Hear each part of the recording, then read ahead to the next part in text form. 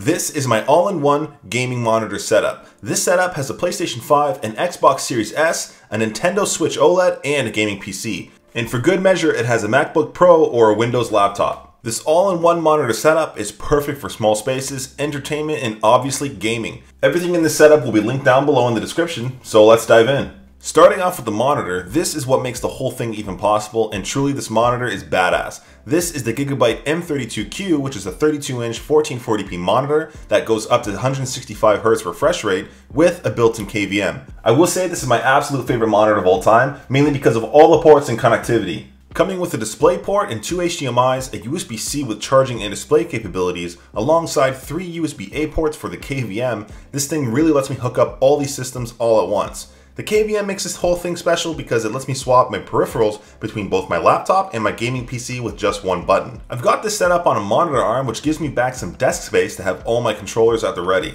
This monitor does come in an ultra-wide and a 4K variant as well, with the same ports and features. I do wish I got the 4K variant though, since it has HDMI 2.1 for both the Xbox Series X and the PlayStation 5. Either way, this Series S is a little tightened and the PS5 is expecting a 1440p software update any day now. And honestly, I'm well overdue for a follow-up review to my PlayStation 5. Because seriously, Sony has made the PlayStation 5 so much better with just some software updates recently, such as their variable refresh rate update. And as mentioned, they've got 1440p at 120Hz incoming with a future update. Although this monitor has the PlayStation 5 putting out 4K 60 despite not being a 4K display, not sure what that's about. Either way, gaming on here with the PlayStation 5 has been an absolute pleasure, especially with PlayStation Plus's new update and library. Again, PlayStation 5 just keeps getting better month over month. And on top of the monitor, I've got the BenQ Halo monitor light, and for me, this adds to the ambience of the setup. I dig the RGB lights in my whole entire office, but honestly, the warm glow from the monitor bar onto my controllers just looks amazing. And with long gaming sessions or working, I know having a monitor light is just better for eye health. This monitor bar just draws power from one of my 3 USB-A ports through the monitor itself, and I can control it with this wireless remote. It runs on AAA batteries and allows me to change the light temperature and brightness.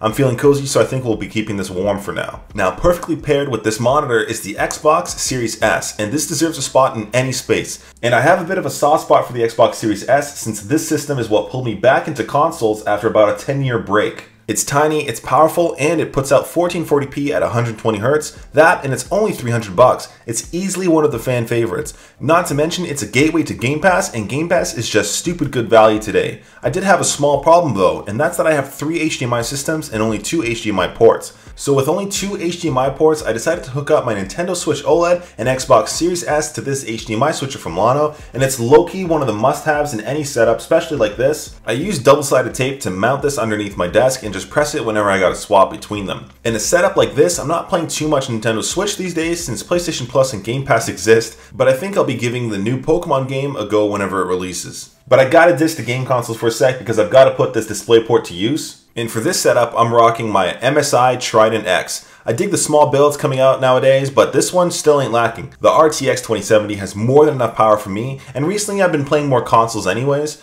I've been a long-time Overwatch player, so this still feels right at home for me. And when it's time to do some work or just edit some videos, I can swap everything over using the KVM switch to my MacBook or Windows laptop. For these 2 laptops, they're not really for gaming, but I have the HP ZBook for my day job and my MacBook Pro 14-inch for my YouTube channel. These hook up seamlessly through the Type-C port on the monitor, but easily enough, through that USB-C port you could just sub out, say, an iPad or a Samsung DeX device if you need to. And let's round out this setup with all my peripherals. For my keyboard for gaming, I'm always using this Corsair K6 III. I really dig the small size and the red switches fit perfectly for me. For my mouse, I'm using this Logitech G604. It's high performance with a huge battery life, what more can I ask for? And both of these are hooked up with their 2.4 GHz dongles through the KVM switch on the monitor itself. And my most recent addition to this setup is the SteelSeries Arctis Nova Pro wireless headset, which I did a review on last week. If you've never had a good gaming headset, I can easily recommend this one. Even if you're just a casual gamer, it really ups the experience. I'll link that video above if you do want to check it out. And lastly, I get asked this a lot: what chair am I using? This is the Autonomous Ergo Chair Pro. It's incredibly adjustable and super comfortable. And overall, that's the setup. You've got everything you need to get a good gaming session going, and the hardest part is actually just leaving the room.